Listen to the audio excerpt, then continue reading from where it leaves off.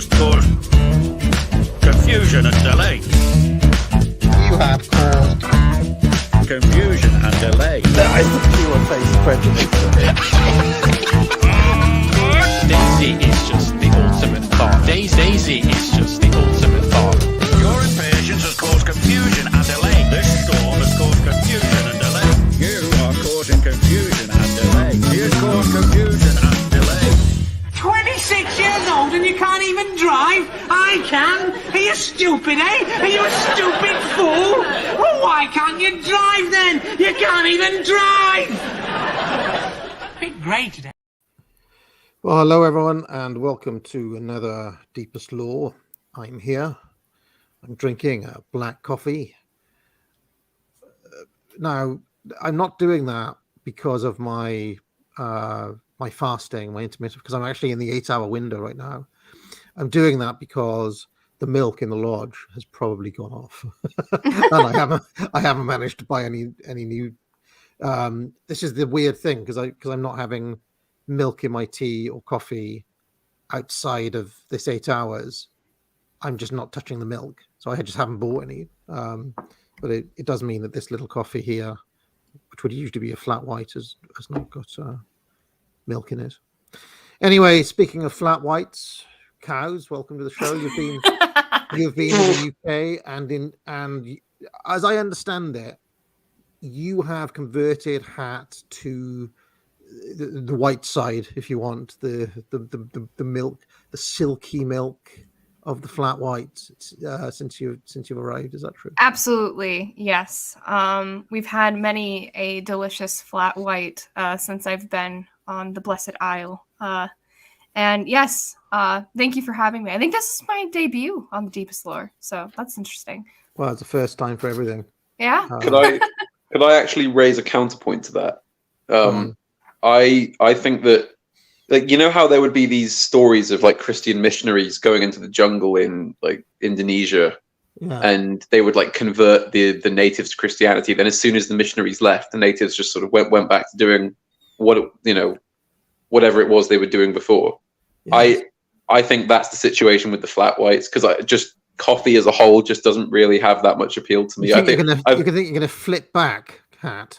I'm probably not. I'm probably going to have all these flat whites, while like hanging out with UAA and while Cows is here, and then the minute that she goes back, it's just going to be straight back to just cups of tea, basically all the time. See that, Cows? Civilization is incommunicable. You cannot teach a man. There you go. Flat whites. I will remain indigent, as the glorification of coffee. Do you ever read that? As Carlyle would have said. Do you ever read that? Do you ever read that postmodern novel Foe? You ever read that? It's like a kind of sequel to Robinson Crusoe, and I don't think so. In it, Robinson Crusoe tries to teach Friday how to write, and like Friday's just like he won't do it. He'll just do like endless looping circles. Like that's you basically, Hat, with the flat whites. You just refusing, can't drink the flat white. You're basically Caliban, Yes. Teach you language, and all you use it for is to curse us.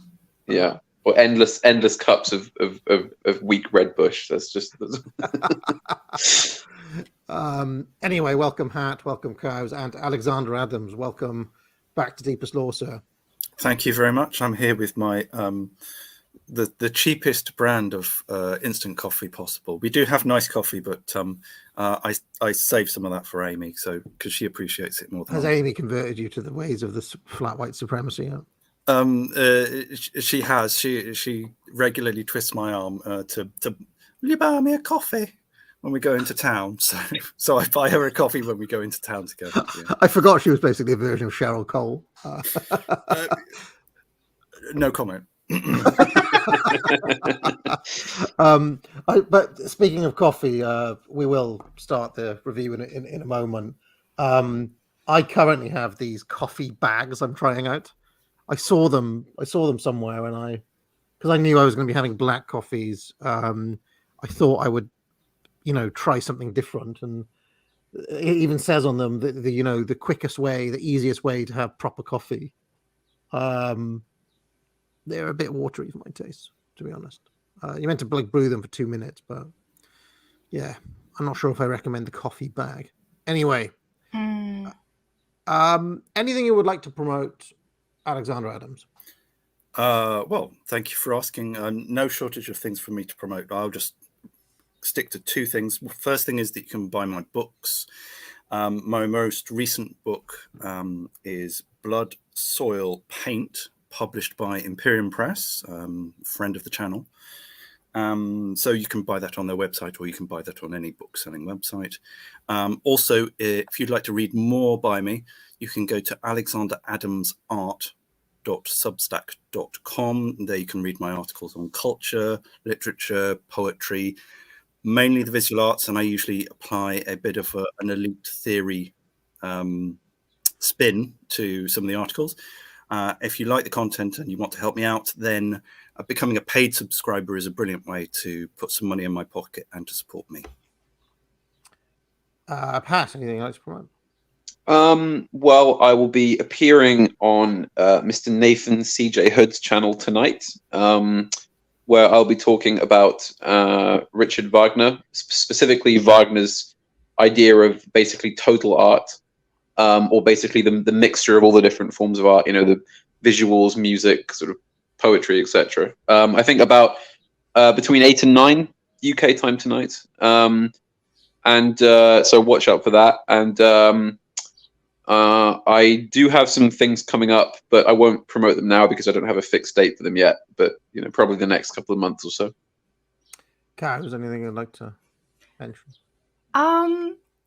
I've been in a bit of conversation with our beloved A. Walrus about possibly appearing on his channel in the near future to talk about the European and American divide that we see here among sensible centrists. So nothing is on the books yet, but that should be coming in the near future. So if that's interesting to you, feel free to look out for that. And you're kind of traitor to the American patriots, aren't you, guys? Yeah, apparently. You kind of share some of my misgivings about the inevitable collapse of America, and absolutely, and it's a good thing, Yeah, Twitter has been a bit spicy these past few days. If you want to lurk in any of the threads that are on my account, feel free to do that. So I should mention, by the way, courses are available. I actually updated the academic agency last night and finally added the About Me page. I also have. Let me show it to you. In the About Me page, I had to pick an image, so it just wasn't like a blank background, and I just picked an old shot of me in a hat, looking a little bit like a kind of. If I was ever to release like an album of like acoustic covers or something, it would be this picture. Unfortunately, on the version I've got, you can only just see the top of my head there. But there you go. You can see. And as promised, I just went for it with my. I was just like, you can have the full Turley Shill credentialism on there, so people can read that in their own time. But if you do want to buy courses at the academic agency, I even mentioned the McDonald Scholarship Code. I did not mention my natural carving motion, which a butcher of 60 years said that I had when I was making pork sandwiches at Ascot Racecourse. That's one of the proudest moments of my life. Anyway, if you want to buy courses there, there's still about a week left. In fact, exactly a week left for the Mario Law sale. This will be the last time courses are on sale until probably August. So, get them while stocks last. Super Mario Brothers 2はゲームウォッチゲームウォッチゲームウォッチゲームウォッチいつでもゲームウォッチどこでもゲームウォッチ誰でもゲームウォッチゲームウォッチジャッジボールバーミンファイヤーマイクロコンピューターを使ったゲームウォッチゲームをしないときはデジタル式クォーツ時計です。ゲームウォッチ So there we go. Also, join the Substack. I'm about to put up an article in which I do that rarest of things. I actually disagree with the take from Mike from Imperium. and it's going to be an interesting little exercise. I'm sure everybody will disagree with me because Mike is usually right, but it's an interesting piece about what is the true entropic force. Is it liberalism and wokeism and transgender ideology, or is it democracy after all, as per Hans Hermann Hoppe and Carlyle and so on? And I argue that ultimately it's democracy. So, as against a lot of takes that are going around at the moment. So, people may be interested in that. However, we are not here to talk about things getting worse because things can only get better. Oh, dear. Because we all went last Thursday? Last Thursday, Yes. we all went to London. I met Hat and Cows and Pharaoh and various other people at a cigar shop. In fact, we went for coffee. We had some flat whites, didn't we? Yeah, it was the Davidoff shop on German Street, which people will, I think, be quite familiar with. It's quite a famous one. And then we went to James J. Fox, Yeah, which is the older cigar shop in London.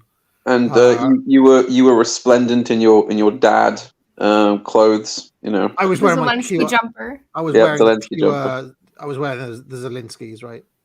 Which Yeah. are what was that Zoomer term that was going around, Cows? We can't actually repeat it on air. That term. It involves the C word. I've just realised. So we can't. Oh, you were giving. Yeah. Yes. Giving C word. Giving C word apparently, which is new Zoomer lingo. I mean, to the extent that Zelensky is one of those, maybe. But anyway, we met up. We had 2 cigars, which was too many. I had 2 cigars.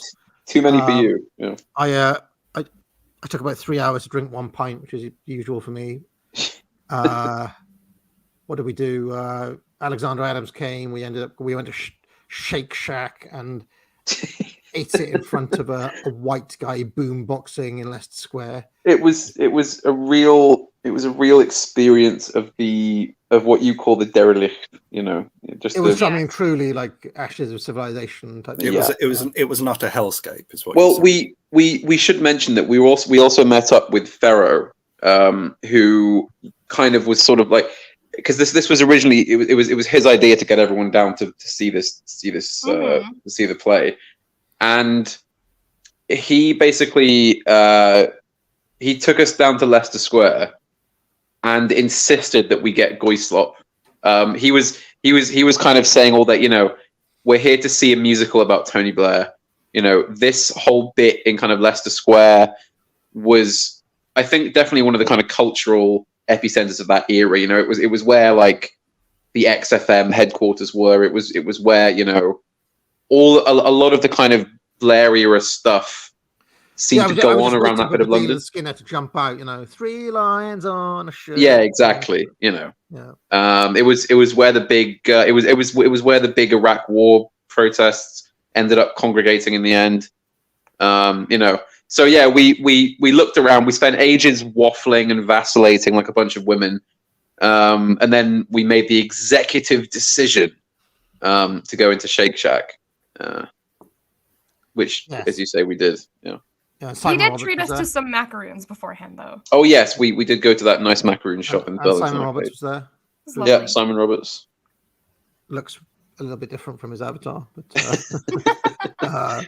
still a cool guy. And I'm trying to remember what else happened. And then we all went to watch Tony at the Leicester Square Theatre, which is actually a theatre I've been to many times because I used to watch Richard Herring and Stuart Lee gigs there when I was working.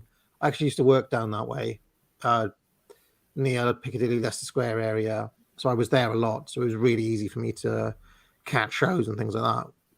I just stay behind after work. And I have to say, before we talk about the musical, I thought Bond Street and the whole strip down there up towards Oxford Street was looking really good. It was obviously in the aftermath of the King's coronation, and the flags were out, and I actually thought it was looking in pretty good shape, all things considered. Last time I went down there, it was looking bit worse for wear, but it seems to have scrubbed up post-COVID. So I mean, yeah, I think as you say, I mean, the immediate aftermath of the coronation, essentially, because I was there exactly a year ago, almost exactly to the day a year ago, and all of those flags that hang over the streets were the weird tranny flags. the evil pride Yeah. flag. Yeah, right? they were all over the place. So yeah, it did look better. But you know, I think as we discussed quite a few times, the big problem with anywhere nice like that in London is just you can tell it wasn't meant for this many people. There are just too many people. Basically, that's the number one problem. There was also, because I hadn't been into London for a while. Let's just say, especially not to that specific area that we were in outside Leicester Square. And I mean, Simon Roberts was saying that he just couldn't believe the kind of like almost aggressive ugliness in the faces of some of the people. He was just like I'm not talking about necessarily the number of people, though there were a lot of people, but just the look on their faces. You know, he was saying like at least like 10 years ago there'd be like one fit one on one, kind of less fit one, but oh yeah, now they're just like both aggressively kind of, you know, unattractive. I mean, ugly societies produce ugly people in a kind of chicken egg style thing, don't they? It just goes round and round and round, you know. So that was very difficult not to notice. Although I should mention that most of the people in that area are tourists, don't forget. So yeah, I actually noticed because we stayed in London for the more or less the whole week, Cows and I noticed that huge amount of Portuguese people around. I don't know why. I like normally you just hear like, you know, some Nigerian language or Arabic or something, but like everywhere I went, I was just hearing extremely loud Portuguese. So I don't know if anyone in chat who is from there or something can like confirm if everyone in Portugal's on holiday right now. They all came to London or something. I did briefly look into, because you know I have an interest in Salazar. Yes, as one of the kind of, I mean, one of my favorite stats ever is Salazar's electoral history. Yeah, you know, literally like 12 straight elections of 100% of votes for himself. Based. But anyway, post Salazar, Portugal really went through it. I think they had what do they call it, the Lavender Revolution or something. They had like a proper Carnation Revolution. The Carnation Revolution. That's it. And my understanding is that Portugal has been a bit of a shithole for a number of years now. Yeah, due to not only hardcore socialism, but a complete breakdown of marriage. When I was having a look at the stats, because I looked into stats because I was expecting to see that the so-called Anglo nations would have much worse marriage and divorce rates than Catholic countries like Spain and Portugal. But in fact, it's the opposite. Portugal, for a period, had a close to 100% divorce rate, i.e. a 1-to-1, like one marriage for one divorce. Oh. I mean, something's gone seriously wrong in Portugal. And the same is happening in Spain, actually. I think they have a 80% divorce rate in Spain. So something's gone wrong in both of those countries. Terrible. Yeah. Anyway, we're not here to talk about Portugal either. We're here to talk about the glory years. Lots of people thought, Alexander Adams, that I was making up the idea that there was a musical based on Tony Blair. They thought it was a meme. They thought I was joking. You've already written a review of this for Lotus Eaters, which I have put in the show notes. But just for people who were not able to make it, how would you just very quickly kind of give a quick kind of synopsis? What is the Tony Blair rock opera? What happens in it? Well, it's first of all, I should mention that it's written by Harry Hill, famous television comedian, well known from the 1990s onwards. So he lived through this and he was performing through this. So he had his finger on the pulse, as it were, from Blair's early years all the way through up till now. The music and lyrics, I believe, were written by someone called Steve Brown, who's a professional lyricist and composer. And This was due to open just before the pandemic, but the pandemic pushed everything back. Now, interesting, it's not, you shouldn't confuse this with something else, because there was a Tony Blair musical where Tony Blair was a sort of disaffected punk rocker, and that was produced in 2007. But this is a completely different book, different performers, different story. So we went in there, and it's a cast of, I think they've got a list of they've got a cast of 9 who did sterling work because they were playing multiple roles. And so we started off with sort of basically Tony Blair on his deathbed, and sort of people asking him whether he's going to confess, whether he's going to admit his sins, and we are transported back to his early years, and we dash through his childhood.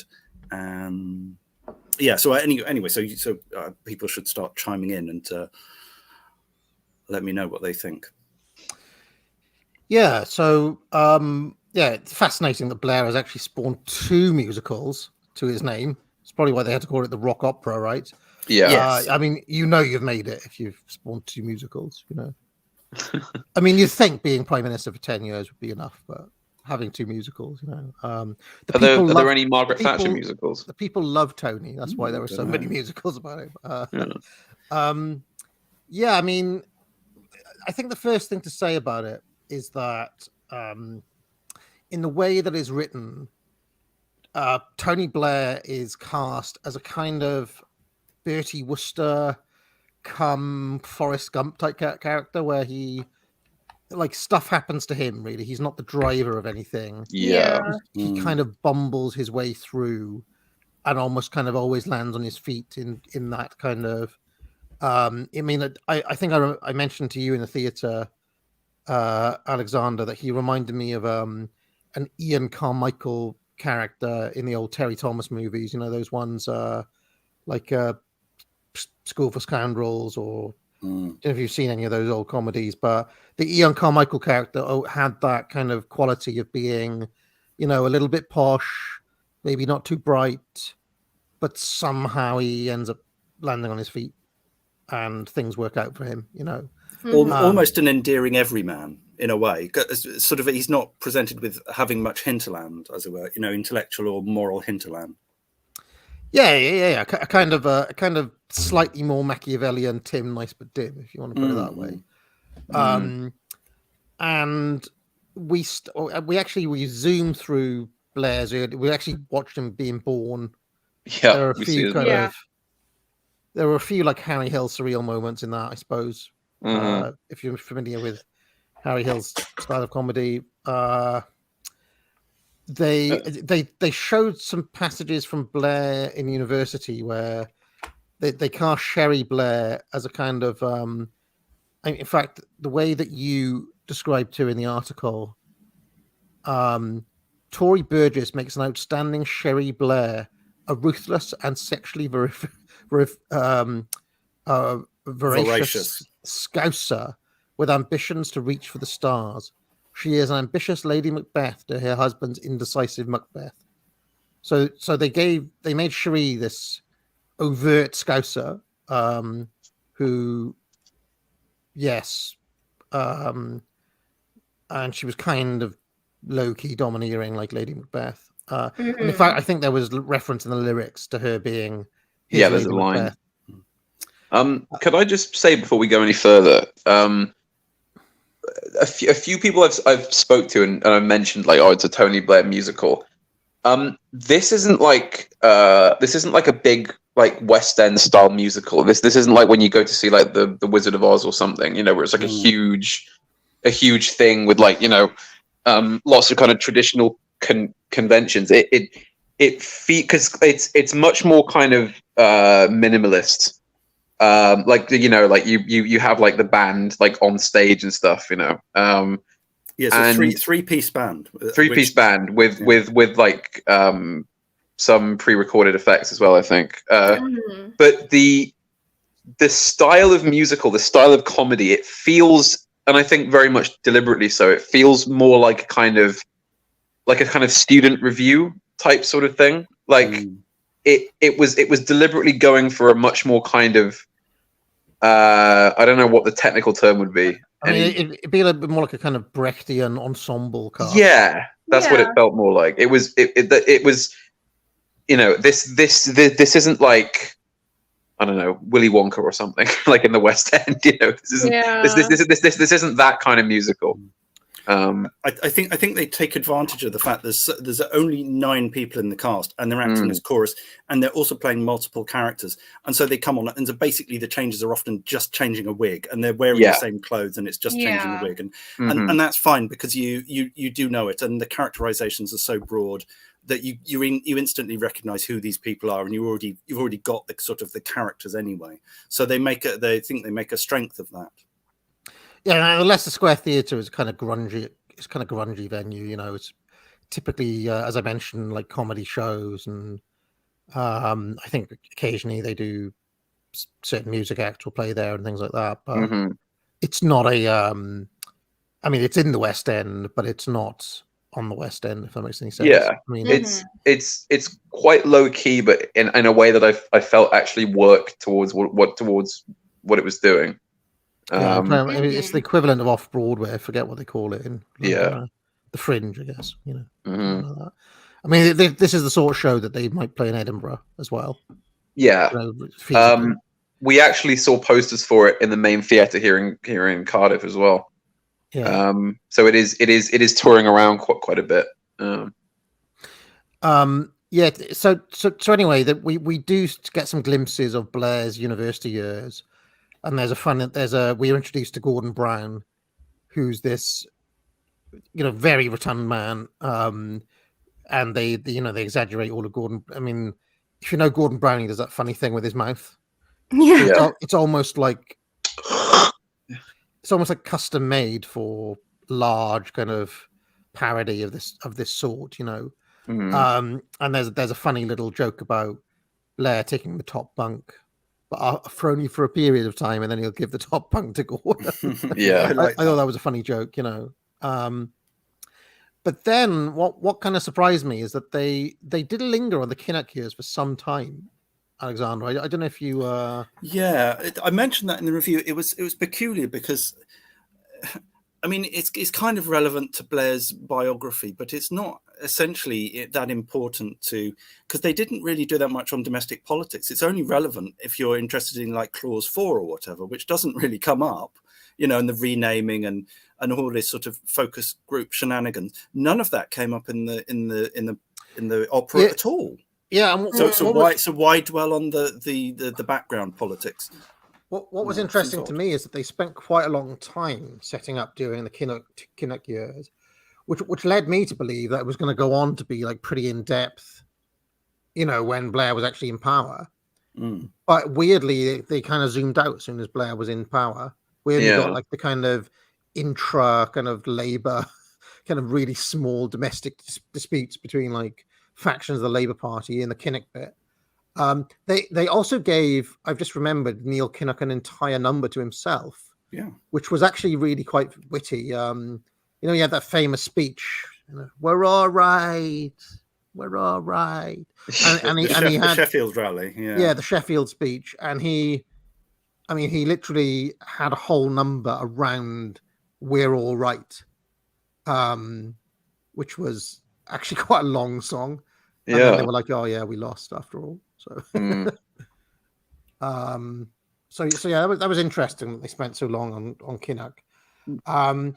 Also, possibly a little hint that this was written by people who are, broadly speaking, sympathetic to Labour. I think that's fair. These are not Tories, right? The perspective of the musical is more or less like the average sort of I think like informed middle class opinion on Blair and the Labour years. Really, that's the perspective, And by informed, I mean like they watch the news and read a paper occasionally. Sort of that's like it follows a very conventional view. Kind of,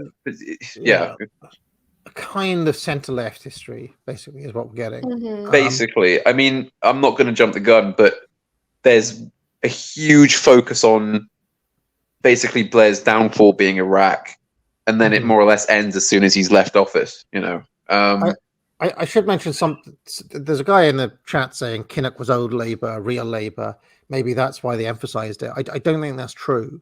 There was actually another funny joke where they mentioned Michael Foot, and Blair was like, "Who?" Yeah. So that was kind of quite funny. I think they did actually get the like sort of vicious PR spin, sort of rock star thing quite well. They did manage to get that, and as you know, the whole kind of machine that made Blair not just a politician but a kind of like national superstar personality type thing. Mm. They made it clear that he wasn't just some random politician anymore. He if he wanted to succeed, he had to become a kind of, he had to become something above that, which the other Labour leaders didn't have. And they showed, and they obviously they showed that the two key figures behind that were Cherie Blair, who we've already mentioned, and Peter Mandelson, who plays like sort of the Svengali, well, he's almost like the master of ceremonies, because he's there. He knows everyone. He introduces himself. Obviously he's addressing the audience a lot. Yeah, he's a very works traditional really well. comic fool, constantly talking to the audience. But he's basically he's the kind of old fashioned pantomime relief, basically. And there was a funny ongoing gag with the carrot and the stick, wasn't there? Yeah, where he gave Blair a carrot, and that was one of the funnier which ended up over most of the two front rows. Yeah, Blair was kind of like essentially sucking off a carrot. But every time Blair said things that Mandelson didn't like, he'd hit him over the back of the whack him with a stick. But just to go back on Kinnock, this idea that Kinnock was old Labour, real Labour, is not quite true, and somewhat underestimates Kinnock's actual role in the history of both Labour and New Labour. Kinnock was actually the person who put away the militant tendency as represented by Michael Foot, modernised the party, brought it to the centre. Okay, he wasn't quite as quote unquote right as Blair was, but he did a lot of the groundwork. And potentially he will be an interesting figure to keep in mind as we watch Keir Starmer's efforts to kind of rebuild New Labour, because I've been kind of having a little look recently, and maybe 2025 may be premature for Starmer, and it could end up that Starmer ends up being a Kinnock to a as yet unnamed heir to Blair, right? But I do think it's unfair to say that, or you can either say it's unfair or gives him too much credit, depending on where you're coming from, to say that Kinnock was just a true blue old Labour. That's not quite true. What Kinnock had that Blair didn't have was a kind of common man touch. He had the Welsh accent, and he came from he's a miner's son and all that sort of stuff. So that he's got that famous speech he gives where he says that his father before him never went to university, and my kids can, and all that. In some areas that plays really well. What Blair was able to do was to kind of inherit what Kinnock did, but also give it that kind of, he could sell all of that to the middle classes as well. Whereas Kinnock, I think, by a swathe of the country, you wouldn't get people in like the home counties and around here like Surrey and so on voting for Kinnock, whereas they did vote for Blair. So yeah, because Blair is actually sort of quite famously sort of rootless. He's technically Scottish, but he's got a received pronunciation. You couldn't tell where he's from, which of course I think meant that he had sort of quite broad appeal across the country. Mm-hmm. Or at least there wasn't anything that people would object to. What exactly? He had a way of being able to speak almost for everybody, and people would read in basically their own preferences into the kind of almost Teflon statements that you would make. I mean, the famous one tough on crime, tough on the causes of crime. If you're a progressive, he could be talking about racism. If you're a right winger, he could be talking about like banging people on the head with truncheons. Yeah. And weirdly, that was New Labour. They tried to do both at the same time, and they more or less pulled it off, didn't they? You know, pretty much. Yeah. Okay, so we get past the Kinnock era, and we get introduced to the major characters in the Blair cabinet. I actually thought that they made quite a big deal of Robin Cook in the overall scheme of things. Yeah, weirdly. Well, I mean, I think that was set up for the famous speech, of course. Yes, that's right. Yeah, and Cook, I think, over-indexes in, you know, the imagination of certain people on the left. Yeah, it's another point to make about the fact that this is kind of like the history of the Blair years, almost like from the point of view of the public memory, in that you're getting a kind of distorted version based on the memorable bits, you know, as opposed to anything else. You know, like Robin Cook wasn't the most important, but very, very memorable, you know, even if he's just sort of remembered for having the beard and sort of dying unexpectedly, you know, and opposing the war. Yeah, I mean, his resignation speech is a symbolic kind of, you know, it was meant to be. And that's we shouldn't really go into it too much, but I think there's a word for word extract of what he said, isn't it? It's just one sentence from his resignation thing, just played completely straight. Yeah. What was interesting when they were introducing each of the characters, in fact, I thought one of the better observed and funnier moments in the whole thing was Gordon Brown had this long, dreary number called macroeconomics, where he really was kind of laying out his vision for his kind of, you know, third way macroeconomics. And Blair's just like bored, doesn't know what he's talking about. Bear in mind, this is Brown doing it with his trousers round his ankles as well. Yeah. But they really painted it that like Brown had the substance, whereas Blair was just a bit kind of, he was just for appearances really, and didn't really stand for anything. And to Alexander's point, I think that is the public perception that a lot of people had, especially on the left. You know, the wisdom on the left was that Brown was the economics nerd and the politics nerd and the history nerd. He really had the core of the ideas. Whereas Blair was just about spin. Blair was just spin and had no basic ideas of his own, and they kind of lent into that. Personally, you know, not just as a Tony Blair fanboy, but I think it kind of sells actual Blair, a little bit short. I think Blair did have his own ideas, which are really quite clear if you listen to what he says and see the sorts of things he wrote. Blair, I think, genuinely has always believed that Labour are incapable of winning on left-wing ideas, basically.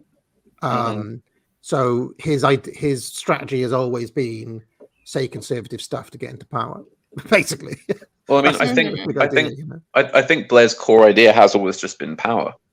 You know, I mean, do you remember a while back you were wondering if Blair might try and come back as a Tory AA, just because you know, just any path to power, you know. Yeah, and I think it's Mandelson or I think it's Blair in the play. They actually make this point at one point. They say, "Well, like it's all well and good, but we need to have power to do anything, basically." And they have this basically like Machiavellian number to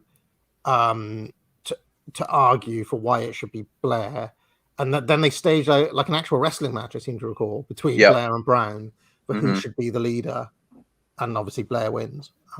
Now, this is actually a bit of the history I wasn't aware of, but they make reference to, so the wrestling match is meant to be a symbolic version of a dinner which happened in which Blair completely upstaged Brown, but I'm not sure what that is. So, but no, that was the Granita meeting, which I think was organised by Mandelson. It's basically they knew that so John Smith, he someone's mentioned in the chat. John Smith is mentioned very briefly. He appears. He shows up and dies. He shows up and dies. Yeah, because Yeah. I mean, he was only in position for about a year or something. So he turns up and then he disappears very quickly. And then they knew that they had Tony Blair, who was, you know, a hot young sort of buck, as it were, in the running, and then but they had Gordon Brown, who was the deputy of Smith, and he was sort of tipped to be the next leader. But they went, but the people behind the scenes, as it were, went for Blair because they thought he was more appealing and he'd be a better face, he'd be better sort of campaigner and so forth. And in that respect, they were correct. But they what they did was they arranged a meeting at a very fancy restaurant in Islington called Granita, and that was in '94 or something. So it was just after Smith's death. And there was going to be a contest, which I'm not sure if there actually was a contest in the end or not, or whether Blair went straight in. But anyway, Brown and Blair discussed it. And this was where the famous meeting where Blair said, OK, we're going to be a team. You're going to be Chancellor. You're going to get to do your macroeconomic stuff, yawn. And I will get to be the top guy. But we'll swap over. No, but I'll step down and then you can take over. I promise. Trust me. And that's when Brown stood aside and allowed Blair sort of pretty much a free run at getting the leadership of the Labour Party, which was in opposition at the time. Yes. And then famously they made a deal, didn't they? Where, yes. Yeah. where So that was the Brown deal. And then basically we kind of speed up pretty quickly and they introduced Princess Diana as a major character in the play, which is unusual. Well, it sort of, but you remember he was elected in May '97 and she died in the last day of August '97. So basically it was the first big thing that happened during his premiership. But it was a perfectly timed political coup for him, wasn't it? I mean, you know, as like Mandelson points out, that famous footage of him and his family sort of, you know, getting out of the car, and he sort of, you know, sort of tells them, you know, go in, and then stands there and gives and I think they actually use the address that he gave, don't they? More or less. Yes, and there's this brief moment where somebody voices ethical concerns about using the death of Princess Diana for political capital, and then they quickly knock that on the head. And it's actually one of the better moments in the play, arguably. No, this is perfect. Yeah. They use that kind of wide appeal speech that you were all touching on to, you know, use like nice sounding phrases like the people's princess and that kind of thing in order to garner support for him in like him acting sympathetic about what happened. And I mean, many people, I mean, this is how The Abolition of Britain by Peter Hitchens starts, with the death of Princess Diana and the coming of Blair to power, which he sees as the kind of symbolic death of the old Britain. I mean, it is worth remembering what a massive deal the death of Princess Diana was. Some people may not have been born on this call, but I think that it's interesting, given how basically, judging by this rock opera, all of the sentimentality around Diana is now completely dead, because some of the jokes they were doing would have caused a riot like 10, 15 years ago. You know, like they would have been like an actual riot in the theater, you know, if they tried to do some of this stuff. It was quite funny because they had an actress of clearly Asian descent playing Princess Di, I think deliberately, it seemed, which, to be honest, just kind of made it funnier. It was basically just a Chinese woman in a wig, like, you know, doing like the voice and all the Diana kind of lines and stuff. She was pretty good, actually. Yeah, it was quite good. The impression was good. I think you've swapped it over. I think it's Sally Cheng was Robin Cook, and she's like the most diminutive member of the cast. So she was this tiny little leprechaun with a sort of ginger wig and ginger beard, which made her appearance quite funny. The person who played Princess Diana was someone called Emma J. Thomas. I think she's I thought she was black. or I think, Yeah. or sort of Oh right, okay. mixed Well, race or something. I thought she looked very Asian. Yeah.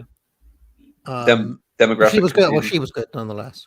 Yeah, it was a kind of good performance. Oh yes, actually. we should mention the casting. I think the casting was all around very good. So we should say who there was. There was Tony Blair, played by Jack Whittle, who I thought was quite good. I mean, he was good, especially for the younger things, because he's obviously he's in his 20s, I think, so he's very good at doing the young Blair. Could I just say on him? It's ironic given his name as well, but he is basically just doing the Jack Whitehall thing, but with a lot more talent than Jack Whitehall. Basically, In a way, yeah. I honestly got the impression that he's basically as I said, the Jack Whitehall shtick, but just far less annoying and more talented than Jack Whitehall. I'll tell you something. I in the wee hours of last night, instead of sleeping, I watched a 6-year-old interview between Alistair Campbell and Tony Blair, which I may review at some later date, because it's an amazing interview. But so good was this guy's performance that retrospectively I was thinking, I'm recognizing the character that he played in real life Blair, like in that interview, which is probably the mark of a pretty well observed performance, right? Oh yeah, kind of subtle little mannerisms and speech patterns and so on. He did it really well. So well, I think we've talked about this on your channel quite a few times before, but the rule of thumb I always use is Anthony Hopkins versus Meryl Streep, right? So Anthony Hopkins played Nixon, right? Anthony Hopkins doesn't look like Nixon, doesn't sound like Nixon, or resemble him in any physical way, but he nails something about the character so well that you completely believe it for the whole film. You believe that he is Richard Nixon. Now, Meryl Streep played Margaret Thatcher in The Iron Lady. Looked exactly like Thatcher, sounded like Thatcher, had the hair and the clothes and everything. Completely doesn't work because she didn't get anything actually, she didn't get any of the personality and any of the actual deeper trait. She was basically just a spitting image puppet, and the essence wasn't there. The essence isn't there, exactly. And I think that the guy that played Blair in this, which I understand that this is a goofy rock opera, it's not like a serious drama. Nevertheless, I actually thought the Blair, as you say, it was quite a studied take on Blair, basically, especially like a young the Blair. mannerisms, the smile, the thumbs. the voice in particular was almost like quite eerie. Yeah. The one thing that happens in that Campbell Blair interview I watched last night is that because Campbell is mates with Blair, he can take kind of liberties that no other interviewer would dare to take with Blair these days, right? If you ever watch any other Blair interview, they're all softball, whereas Campbell's prepared to wind him up a little bit. And so there are several times where Campbell just won't let something go and Blair gets irritated and he's a little bit under pressure and he's a little bit kind of defensive in the interview. And there's a whole part of the rock opera where Blair is kind of justifying himself and kind of irritated. And in retrospect, he really nailed that part as well, because irritated, self-justifying Blair is a very particular thing, and he got that right. He got that very right as well. So let's talk about the real questions. Well, he kind of does this kind of little kind of. He does this kind of little smile and kind of wiggle of his eyebrows as if to say, like, you're gonna fucking ask me this again, But he does it in such a way where he doesn't kind of belie the fact that he's that irritated, but there's a kind of passive aggression to it. And I mean, in many ways, the kind of closing number, which we'll talk about later, is a very passive aggressive song in some ways. Anyway, not to kind of go through every single little detail here, but one of the things that we all, because we kind of did a debrief afterwards in the pub, one of the things that we all kind of agreed to is that there was this kind of weird thing that they were doing with the play was the rock opera, where they weren't trying to exonerate Blair, but all of the bad things really were pinned on other people. Cherie, Mandelson, even Princess Diana at one point later on, and Alistair Campbell. They kind of pinned all the bad stuff on other people, and Blair remains this kind of lovable everyman, kind of that Teflon quality that real life Blair has as well. Mm-hmm. It's almost like they weren't really blaming Blair; they were blaming like the people around Blair for what happened. Do you think Well, that's like we were true? saying before, it was almost as if they painted him in such a way that things just kind of happened to him. So I don't know if they were trying to use that to sort of default the blame to other characters that they had in the play. Yeah, I mean, so for example, in the first half, all of the Machiavellian realpolitik stuff comes from Cherie and from Mandelson. Mm-hmm. They are the source of the real politics, whereas Blair is just along for the ride, kind of. Yeah, and I also thought it was really interesting because I've looked at the cast of the old one, the first musical that we didn't see, and they have characters. Now, note these characters did not appear in the version we saw.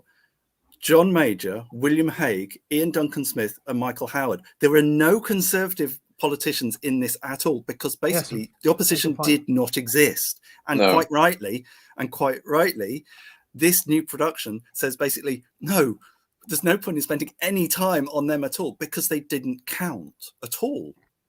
They didn't factor in. Yeah, and I remember Blair entirely set the entire political agenda and has continued to do so even to this day. Mm-hmm. To the point where we're still... He is the Dark Lord.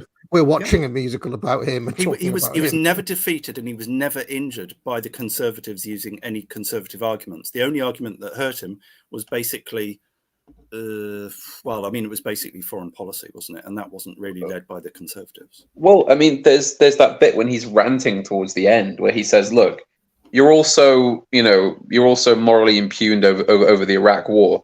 And, I'm meant to be such an evil person now. Let's not forget, you all voted me back 3 times with 2 landslides, one of which was after the Iraq war got started. So, he saved all the foxes. Yeah, well, the recurring joke about the fox hunting. Yeah. There was that moment where it was like, who voted for me? I was bursting. Me, Tony. It was me. You're Tony Blair's top guy. Nobody put their hand up, were they? Nobody admitted to it. Although judging by we can talk about this a bit later on, but judging by the response at the end, I actually got the impression that probably most people in that room voted for Blair. Oh, definitely. The ones that were old enough, probably all voted Blair, or at least they definitely didn't vote Conservative or anything else. So. Okay, so. I mean, is there anything else in the first half that we've missed, or should we get to the second half? No, I think that's pretty much all the main stuff from the first half. The interval, am I wrong in remembering that the interval is right before he gets to power or just after? Just after they've done the Princess Diana stuff. Yeah. And, now he pretty much has entered George W. Bush, and then I don't know if Bush enters after. Yeah, well, it's basically they say that the second half will be dominated by Osama bin Laden, Saddam Hussein, played by the same guy who does Gordon Brown, and George Bush. So we came back, got some drinks. I tweeted out a picture of the Tony thing. A lot of people said, "Oh, it doesn't look very full," but I did take it in the interval because everybody was getting their drink. It was pretty full. I would say it was sort of like more or less 80-90% full. Yeah, I mean, there was a few empty seats next to us, but then they filled up. So I guess people moved from the back to the. When I rebooked the tickets a few weeks ago, there were very few seats left. It was more or less full, I think. Not a dry eye in the house for Tone. Not a dry eye. Everybody was touched. But anyway, as we came back, basically it was enter George W. Bush, and they did this kind of interesting thing where Bush had his own Mandelson, who was Dick Cheney. Yeah, right? Played by the same guy. Yeah, played by like they did that thing where there was a double court, an old Shakespeare trick where there was a kind of mirror court in the White House that looked a lot like Blair's, but it was Bush's. And it was all the old 2000s jokes. Bush thick as two short planks. It was Dick Cheney and who was the other guy? Rumsfeld. Yeah, Rumsfeld and Cheney were the real masterminds behind the Iraq War. And basically, there's a whole. We get numbers from Osama bin Laden, which, as we talked about, was pretty edgy in a way. It was pretty edgy and also very funny. Kill the infidels. Kill the infidels. Yeah. Kill the infidel, and it was that and the Saddam Hussein song. I never done anything wrong. That was very funny. But yeah, I mean, it was a bit frustrating because as funny as those were, I was a bit disappointed that they seemed to be giving the whole second act to, well, it was Iraq, it's the Middle East, because we could have gone thick of it. It could have gone thick of it, couldn't it? But we both know that wasn't really the Blair downfall, Yeah. And we also know that the whole angle they went for with Blair being Bush's kind of patsy, that wasn't really true either. Yeah, and weirdly enough, of course, that was like the first 12 minutes or something without Blair on stage. He didn't appear on stage after the first 12 minutes of the second half. I mean, to be fair, I think given how intense it was, I think the actor probably needed a break. Oh, yeah. Yeah, he was very funny. Yeah. That was a gag, very, wasn't very there? intense. The play about me. When he came back, he was like, "What about me?" Yeah. Called Tony. I will say that Saddam was saying the kind of fat. It was almost like a kind of Groucho Marx come like Basically, Super Mario yeah. or something. It was really funny though, especially given his heft. Both of those numbers were really funny, and I thought the Bush stuff was reasonably funny as well. Though Yes. Bush stuff feels a bit tired to me because I lived through it all, of course. Some of it did feel a bit like jokes that Seth MacFarlane was doing on like Family Guy in 2008 sort of thing. Yeah, it was all a bit kind of Bremner Bird and Fortune, if you remember those days. Oh yeah. But how can I put this? Well, I mean, as a point of order, they mentioned at one point there was a hint of awareness that Blair had already been to 3 wars before Iraq, Kosovo. Yeah, they do mention it. Sierra Leone, and Afghanistan. Yeah. Which incidentally, Alistair Campbell also brought up in that interview I watched last night as well. But what was missing is that basically Blair goes to the White House and is talked into, again, swept up with the flow of bombing the shit out of everybody, basically. George Bush has just got this song about like bombing shit. And I have to say, it is genuinely very entertaining. Like I was really having a fun time with that stuff. It was fun. Yeah, but and it is the normie perception of what happened.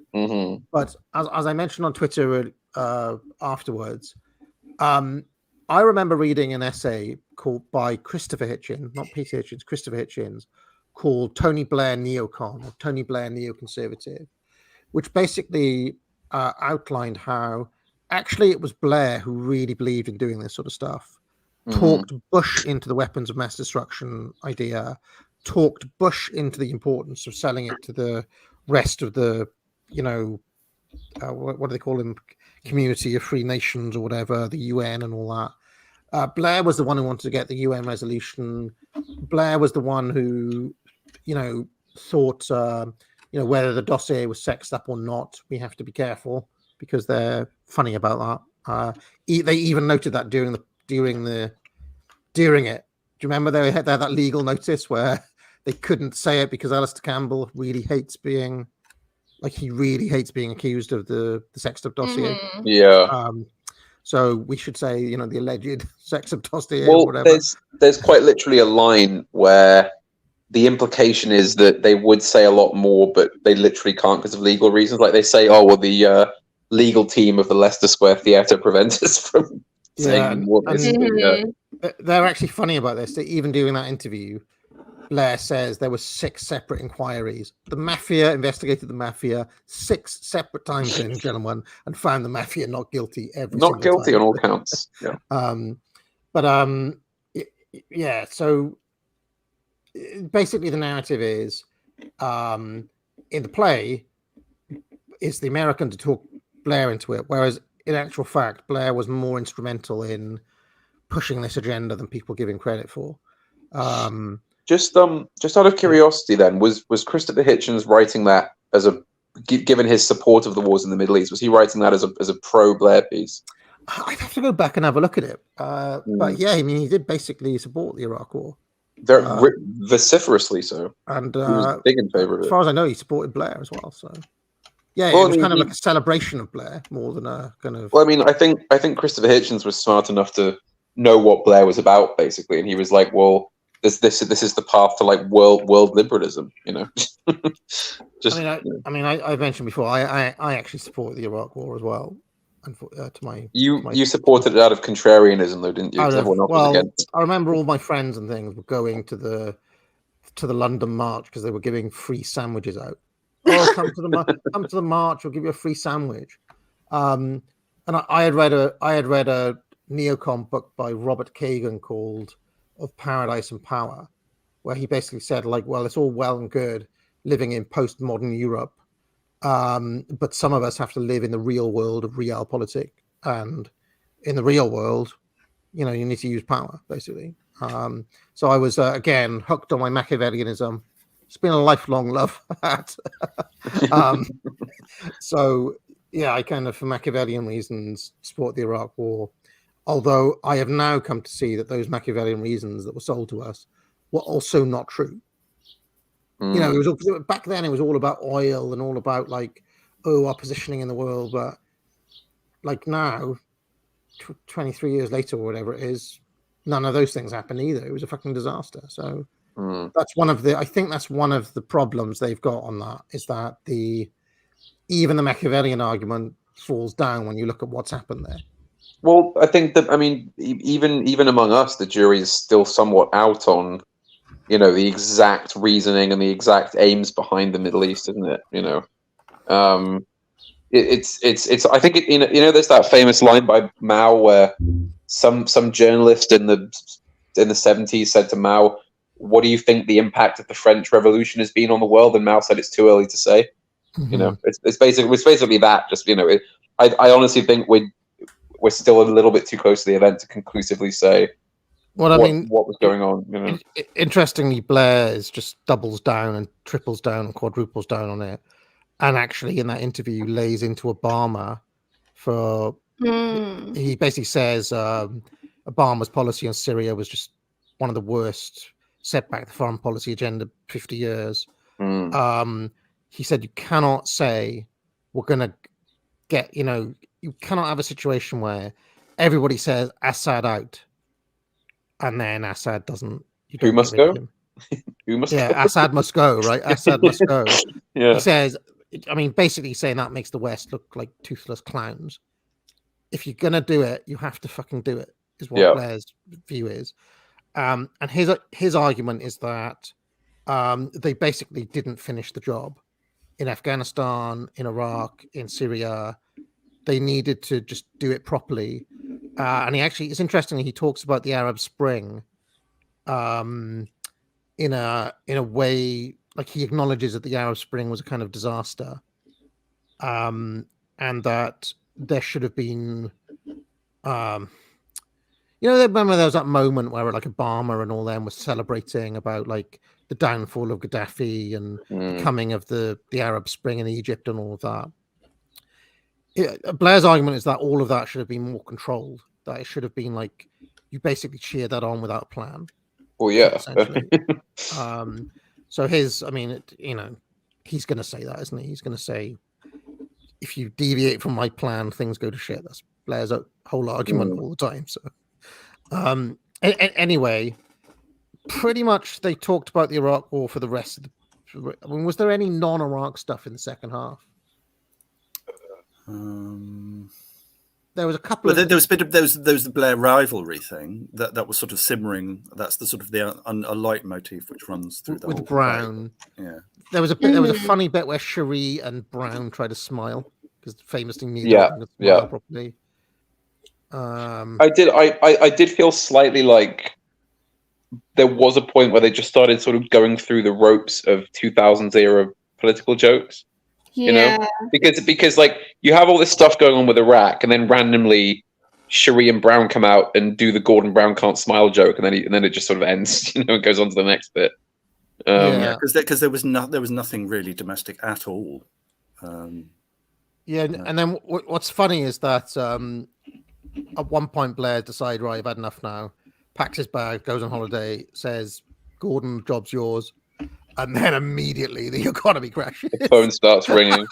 I did quite like how they handled that, because there were great comedic like beats with him being like, "Yes, I got the job," and then the phone rings. He's like, "HSBC."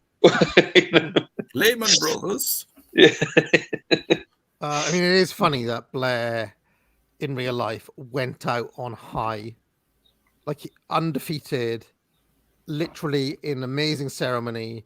Economy riding high, off into the sunset. That's how the Tony Blair story ends in real life, and then everything goes wrong like a minute he's out the door. Yeah, and that is basically the end of the show, isn't it? Oh well, okay. Well, we got the showstopper at the end, but that's basically him leaving. That's the end of the story of the show. Yes, and this again was something I was kind of half expecting, but was a little bit disappointing for the Blair nerd that I am. Right, which is he left Power formally in 2007. In an interview I watched last night with Campbell, his exact words were, "What you've got to understand is when you're in office, the infrastructure's all there for you already. The state lays it on for you, right? You know, you have number 10, you have all the staff, you have everything. And then he says, when you're out of office, you have to build the infrastructure yourself, right? And that's what he's basically spent the past, I mean, how long has it been since 2007? 15 years. Like he spent the past 15 years building his own empire, right? And I mean, two things struck me. One, when you leave Power, you could just retire. You don't have to build an infrastructure. Most people don't. Most people just, take a place in the House of Lords and play golf and occasionally do the odd TV interview or something. And join a board of a charity or something. And join a pile of boards.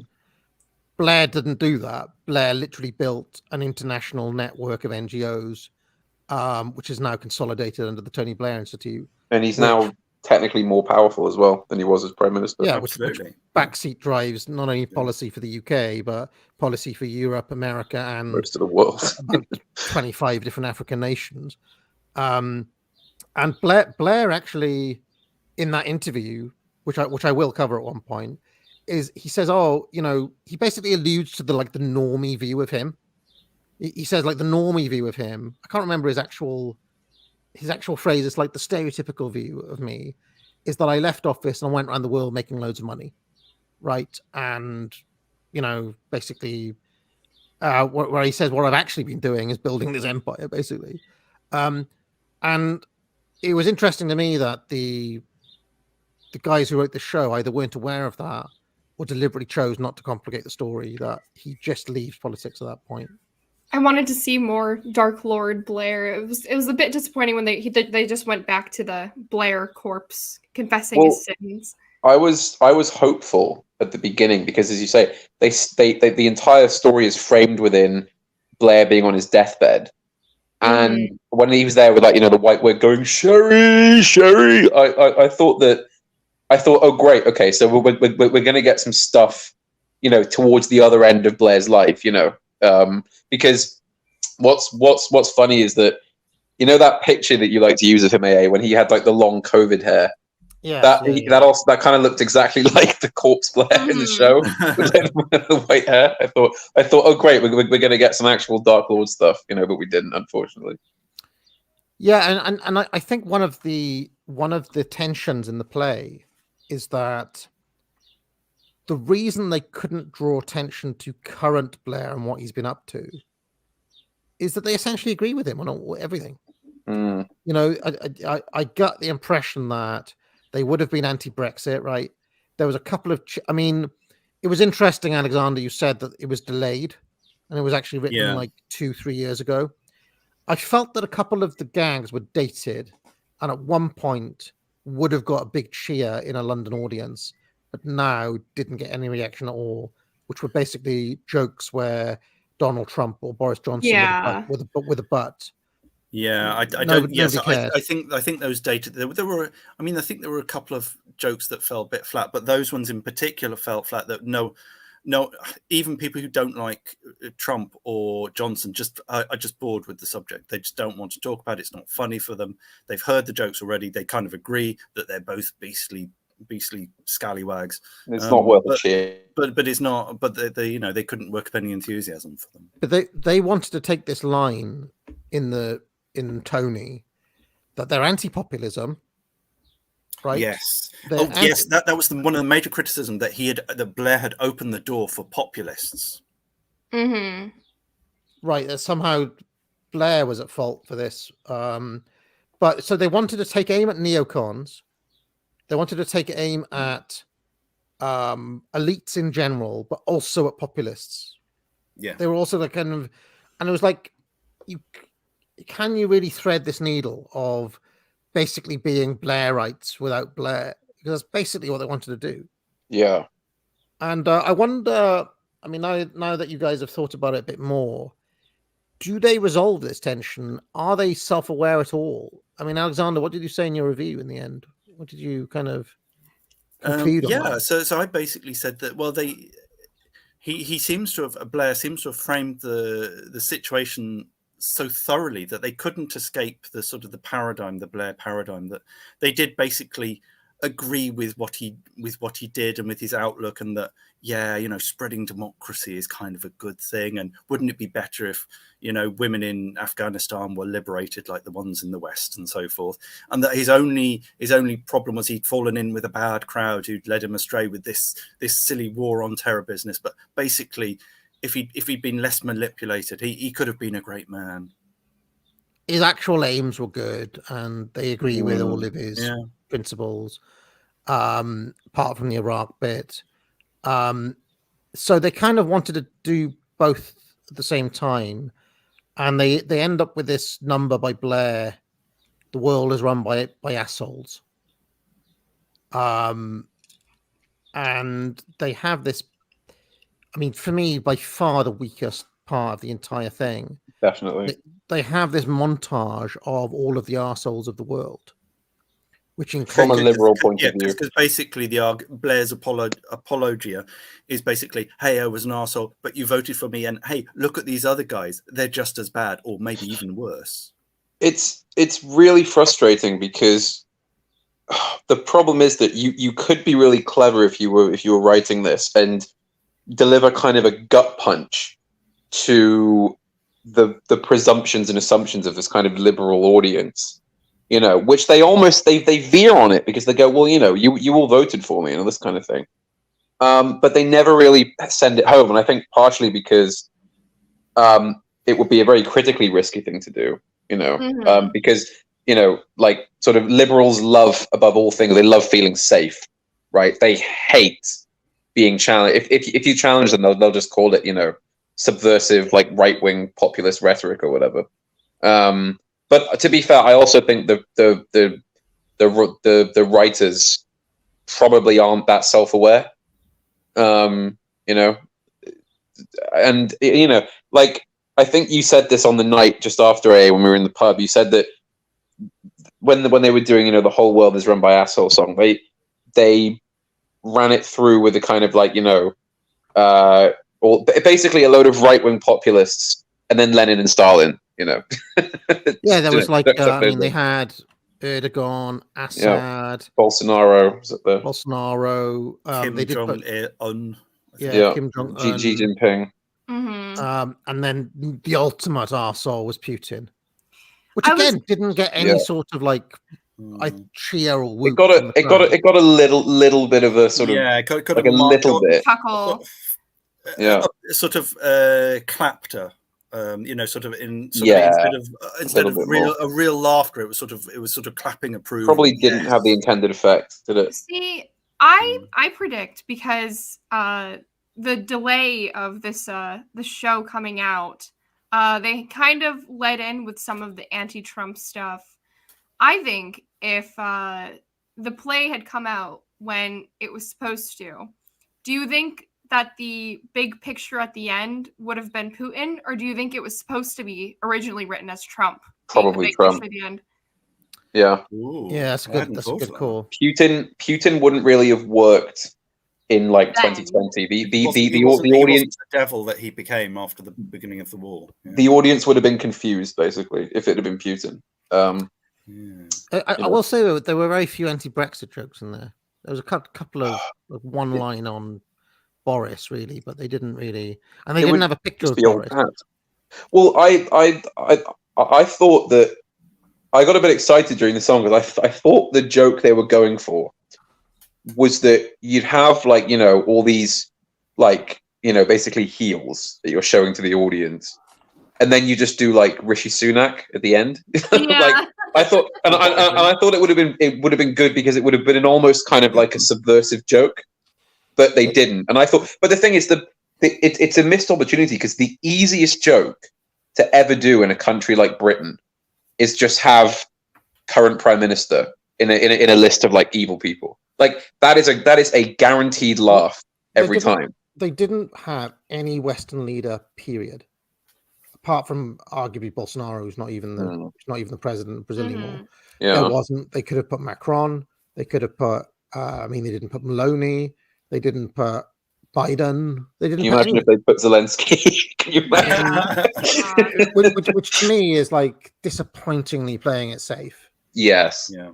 They could have made more of a thought-provoking bit if they'd included everybody. I mean, imagine if they put Barack Obama on there or something like that. It just could have been like they could have made almost kind of Robert Michel's iron law of oligarchy point, but they didn't. Yeah. They pulled back and just weasel. Well, it's you're right that it's very Weasley because if the main hook of the song is the whole wide world is run by assholes, and yet, as you say, they've got like Pol Pot, but if you were going to take that to its obvious conclusion, as you say, where's Obama?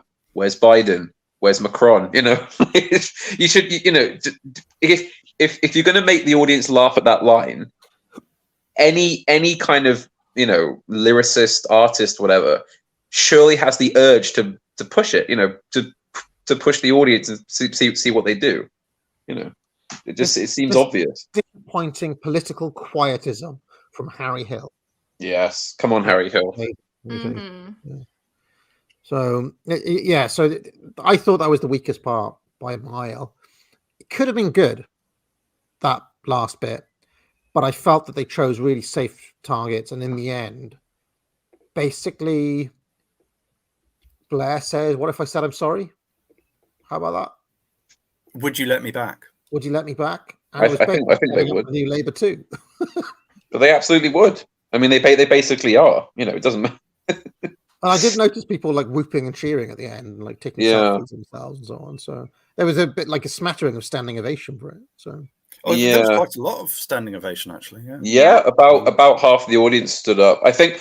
To be fair, I think it was more because it was a very entertaining show as opposed to like, yay, liberal politics, and also that it was coming to the end of its London run, so there were obviously some friends and family or visitors who were coming back to sort of say farewell to the podcast. I have to say, I was not able to get a read on the politics of the crowd, though. I mean, at one point you would have said, well, we're in London, they're going to be liberals, but I didn't really get I find it really hard to get a read of the public at the minute. It was odd. There's a very diverse bunch of people attending the show. I mean, everyone was mostly white, but it was all sorts of different age groups. There was like a group of like Zoomer looking like hippies that came in. There was more like uni type, a group of boys. There was old people, like boomers. There was elderly people. There's some guys in suits who'd come from office jobs and they were in their 30s.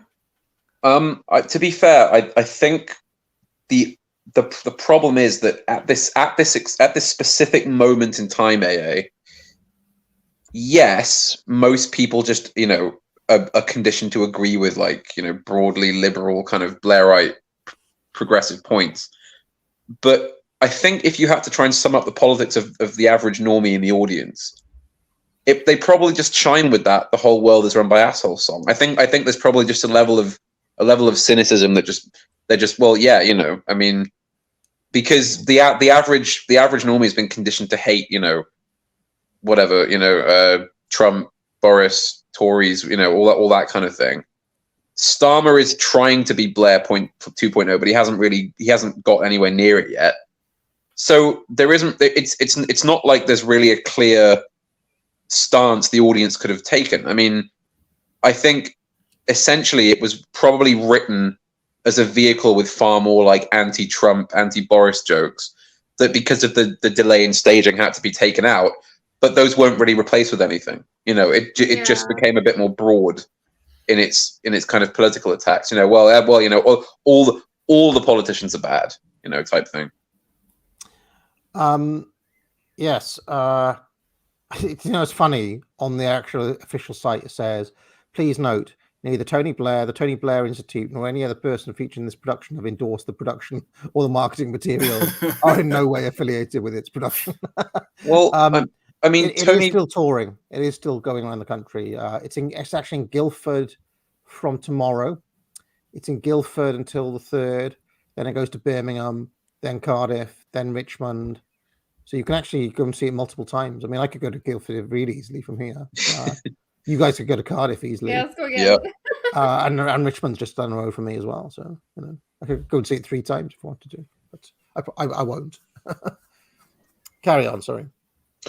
Well, I mean, I think that's more or less the problem with the kind of as I said, it's the specific era we're in, where I mean we've been talking about it, where the regime is kind of stuck between two places, in that, well, we've conditioned everybody to hate the kind of political class and hate this or that, and now we have to kind of do a weird Western anti-Russian patriotism to fight for Ukraine.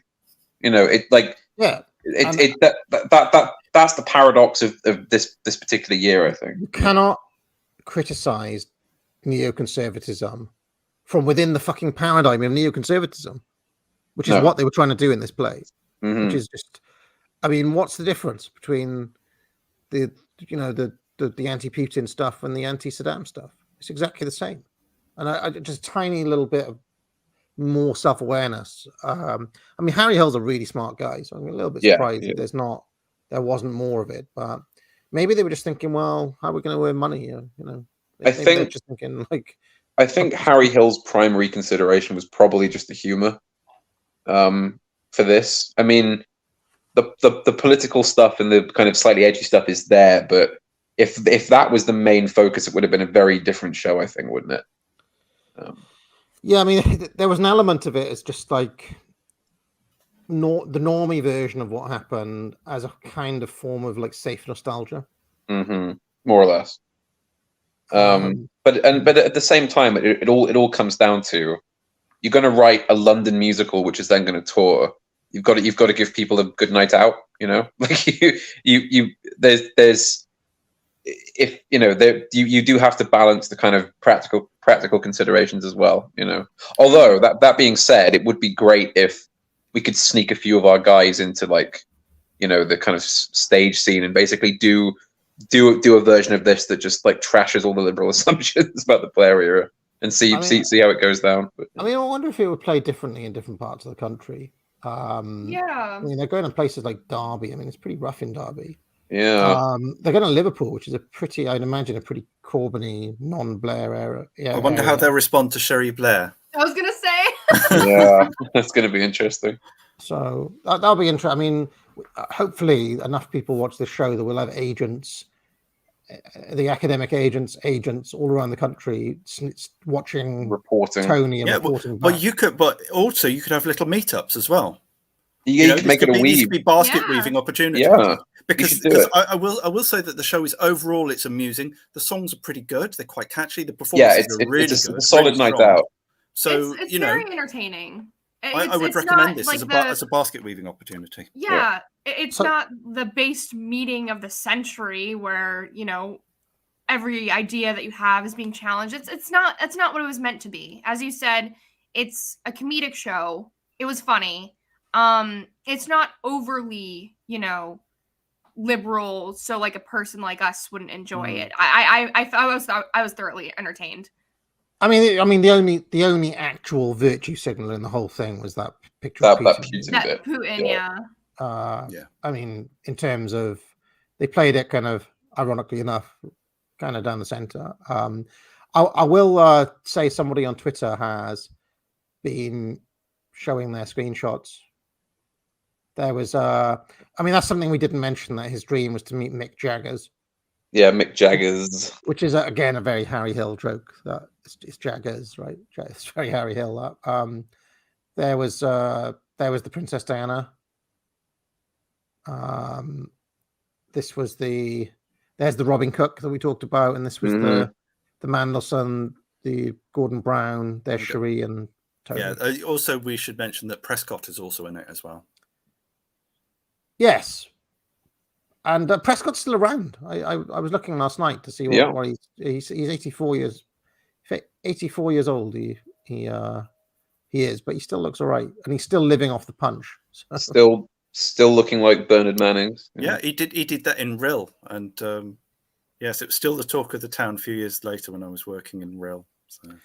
Well, I mean, Prescott was an underrated part of the Blair campaign, because that New Labour had all of these kind of proper working class guys, you know, to kind of temper the kind of middle class gayness of Blair a little bit, you know, to connect with Labour heartlands in a way. Not that Blair was not able to connect with the working man, but sometimes it, you know, just sounds better from an old union boss from Sheffield or whatever, you know. I can't remember who it was that summed up Prescott's appeal.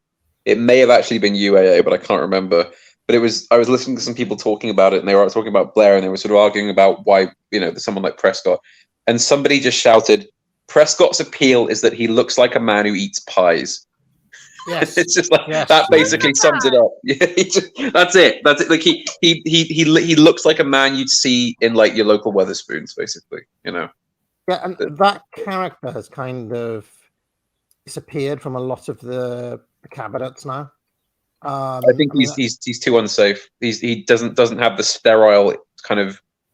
Everybody that gets to cabinet now, especially, I mean, in the Tories especially, is, you know, Liz Truss, Sunak. They have to be these like sort of very heavily vetted, inhuman, unproblematic, it's totally all, soft. Yeah. It's all the PPE, then special advisor, then safe tour, then safe seat, then cabinet. It's a sort of it's a fast track, and it's the David Cameron machine. They've never had life, never had work. No. I mean, he had a number of these. There was, I mean, Blunkett, even though he was blind, and you know, he was a bit of a character, you know, Blunkett, and had a kind of common touch, and a very tough Home Secretary when he became, you know, he locked a lot of people up. Of a certain demographic as well. They brought in stop and search and all of that sort of stuff. You know, because Labour, this is my whole argument, are prepared to use power in a way the Tories are not. Absolutely. It's if you went up to Prescott and called him fat, he'd probably just chin you, right? But like, or just say, "Yeah, I am." What of it? But like, think of Matt Hancock on that train getting like called out by that Indian guy or whatever. So Weasley. See, they're all Matt Hancocks now. Yeah, basically, they're all Matt Hancocks. I mean, there were a lot of these guys. I mean, do you remember Charles Clarke? He was another big fat bruiser that they had. Yeah. Alan Johnson, who used to be a postman. Johnson, yeah, who was a favourite of mine on This Week. Alan Johnson, if you can look up his anti-Corbyn rant on This Week, back when back when it was Diane Abbott and Portillo. Andrew Neil. It was Andrew Neil, Portillo, Diane Abbott, But for a while, Abbott had to go because Abbott was campaigning for Corbyn. They had Alan Johnson there, and Alan Johnson just fucking laid into Corbyn every single week. And he's got one epic rant where he basically just says they are just like student politics. You know, we have to get rid of this because they're juvenile and they're wrecking the party. And I remember it being a great barnstorming because it's kind of weird. You get more of that kind of rolled up actual lads in the Labour side, which is bizarre to think of now, because we tend to think of all of our politicians as being remote from us. And well, they are now, yes. So anyway, that there it is. You'll get to know these characters when I do my Summer of Tone and I rewatch the 1997 election, because they'll have Can't wait. I'll have interviews and stuff. It's like how you look for, well, I guess some people look forward to the summer because you get Henley, you get Wimbledon and all this, and now on top of that we've got the Summer of Tone. You know, great entertainment. True white boy summer, as Radlib said last night. There have been a couple of super chats before we get out of here. Nathan CJ Hood says, "Good save, our gracious Tony Blair." By the way, just because you mentioned Mr. Hood there, I made a mistake. I implied the stream was happening later today. It's not. It's happening on Saturday. The Wagner stream I mentioned, that is this coming Saturday. Not an easy mistake to make. Not today. Yeah. Son of Hasta says, "Hey cows, I'll never forget ordering coffee with cream in the English countryside when a bewildered waiter brings me a heavy cream with my pub coffee." Benjamin Rood says, "Watch the start of Campbell interviewing Blair. You must do the stream. Campbell is loathsome. Some questions were indecent. Makes you sympathetic to Tone." Yeah, I mean, a number of people have watched it and said that they ended up hating Campbell and loving Blair by the end of it.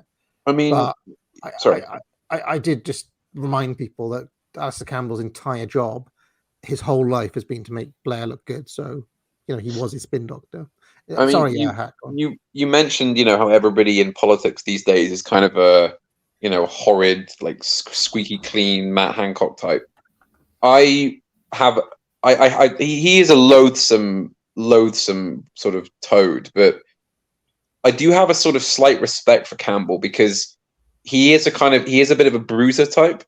Like I remember a few years ago watching an appearance he did in front of the Oxford Union where he gave a speech and then took a load of, like, you know, attack questions from the student crowd, which he just, you know, handled expertly. But his entire demeanor for that whole thing in front of all these, like, you know, like fat Asian women that attend Oxford now was just like, I'll just chin you.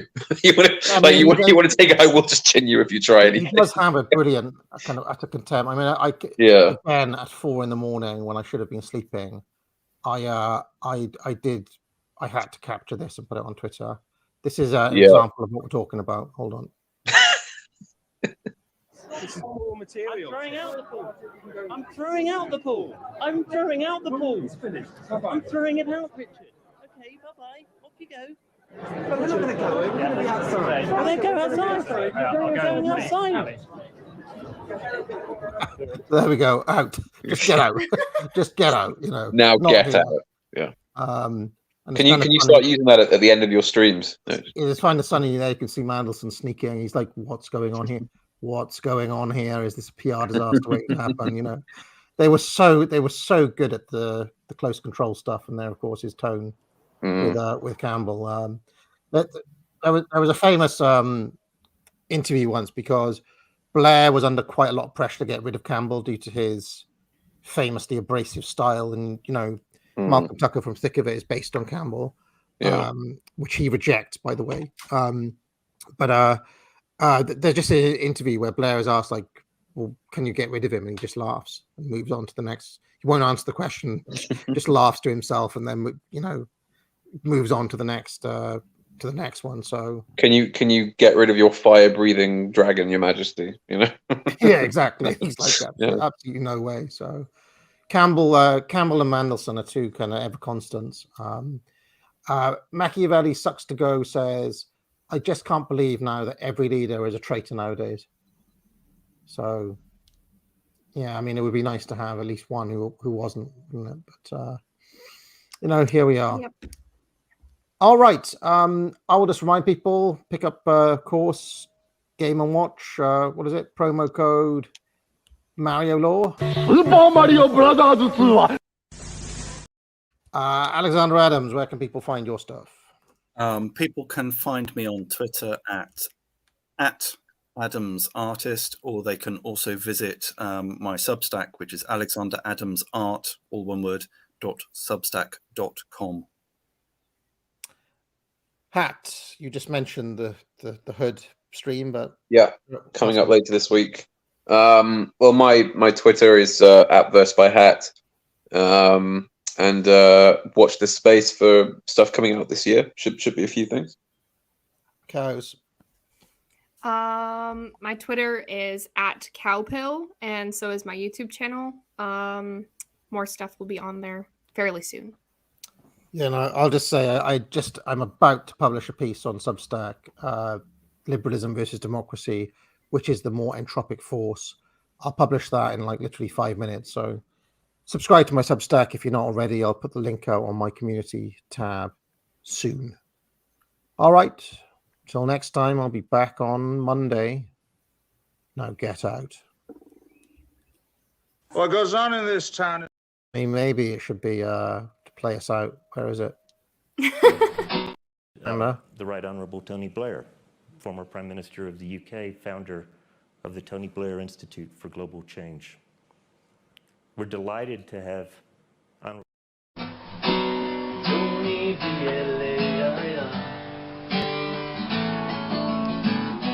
We haven't forgotten who you are.